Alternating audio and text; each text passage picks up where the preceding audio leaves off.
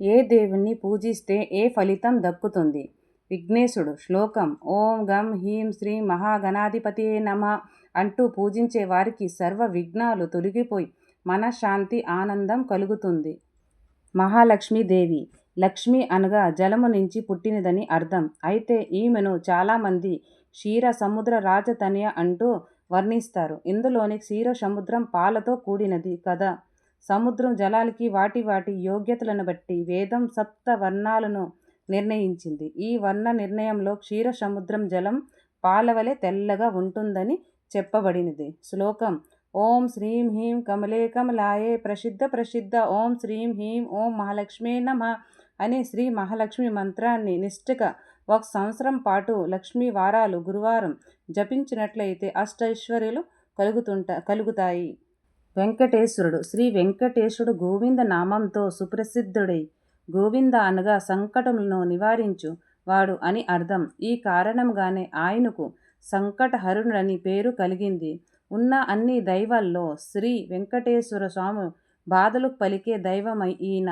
వెంకటరమణ సంకటహరణ అంటూ తనను ప్రార్థించేవాడికి కొంగు బంగారం ఈయన.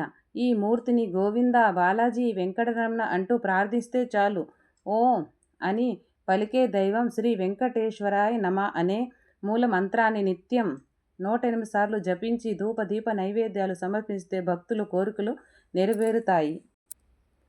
పరమేశ్వరుడు. పరమేశ్వరుడు శివ శబ్దంతో విఖ్యాతుడు. ఈ శివ శబ్దానికి మంగళకారుడు అని అర్థం ఉంది. ఎవరైతే ఈ 2 అక్షరాలు శివ శబ్దాన్ని నిత్యం ఉచ్చారిస్తారో వారికి సంసార భయాలు తొలగిపోతాయి. ఈయన్ను ఈ క్రింద శ్లోకంతో ఉదయం సాయంత్రం ధ్యానించే వారికి 7 జన్మల పాపం తొలగిపోతుందని చెప్పబడింది.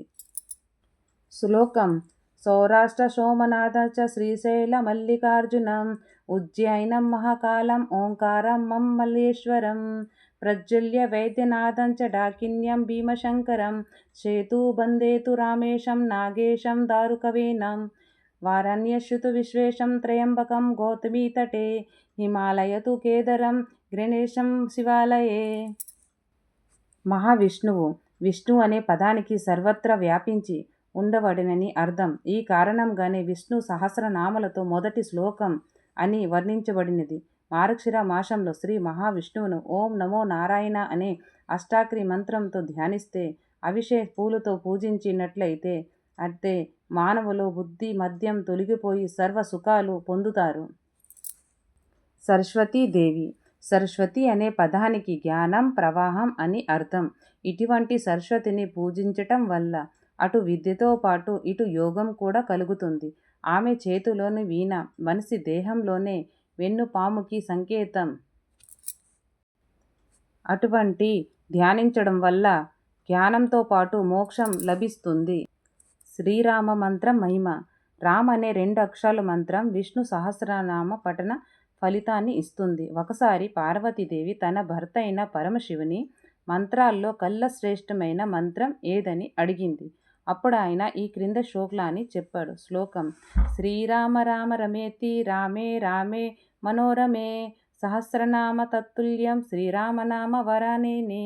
శ్రీరామ మంత్రం వల్ల సర్వ భయాలు సర్వ రోగాలు నివారించబడతాయి. విద్యాప్రాప్తి కొరకు హయగ్రీవుని పటం ముందు కూర్చొని ధూప దీప నైవేద్యాలతో ఆయన్ను పూజించి జ్ఞానందమయ దేవం నిర్మలం స్ఫటిక కృతం ఆధారం సర్వ విద్యానాం హయగ్రీవ మూపస్మహే అనే మంత్రాన్ని నిత్యం పఠించినట్లయితే మంచి విద్య పరంగా దొరుకుతుంది. మంచి భర్త పొందటానికి శుభముహూర్తంలో దుర్గాదేవిని పూజిస్తే. శ్లోకం: హే గౌరీ శంకరార్థికి యదత్వం శంకర ప్రియ తదమంకుర కళ్యాణి కాంత కాంతం సుదర్లభం మంత్రాన్ని రోజుకు 108 సార్లు 41 దినాల పాటు పూజించినట్లయితే ఆ దేవి ఆశీస్సుల వల్ల మంచి భర్తను పొందవచ్చు.